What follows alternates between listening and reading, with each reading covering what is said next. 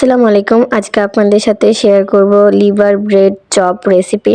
তো এখানে সেজন্য আমরা পাউরুটিগুলোকে চারপাশ দিয়ে কেটে নিচ্ছি, মানে যে বর্ডারগুলো আছে সেগুলো কেটে নিয়েছি। তো চপটা বানানোর জন্য সবগুলো জিনিস একত্রিত করে নিয়েছি। এখানে আমরা কলিজার যে পুরটা আছে সেটা আগেই বানিয়ে নিয়েছি।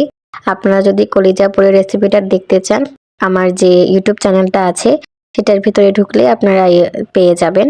তারপর এখানে আমি চপের মতো শেপ করে তারপর ডিমে কোট করে ব্রেড ক্রাম্বসে কোট করে নিচ্ছে। ব্রেড ক্রাম্ব হিসেবে আমরা এখানে বিস্কুটের গুঁড়া ইউজ করেছি। তো একে একে আমার চপগুলো বানিয়ে নিয়েছে। আর তেলটা আমরা আগেই গরম করে রেখেছিলাম, এখন সাথে সাথে ভেজে নিচ্ছি। এই পর্যায়ে কিন্তু চুলার আঁচটা একদম লো আছে, আস্তে আস্তে ধিমে আঁচে এটাকে আমরা ভেজে নেব, যাতে উপরের শেলটা একদম ক্রিস্পি ক্রিস্পি হয়। বলতে বলতে কিন্তু আমাদের চপগুলো একদম ভাজা হয়ে গেছে, একটু লালচে করে ভেজেছি। শীতের সন্ধ্যায় এই গরম গরম চপ খেতে কিন্তু খুবই ভালো লাগে। তো আর দেরি কেন, বাসায় বানিয়ে ফেলুন আর উপভোগ করুন এই গরম গরম চপ।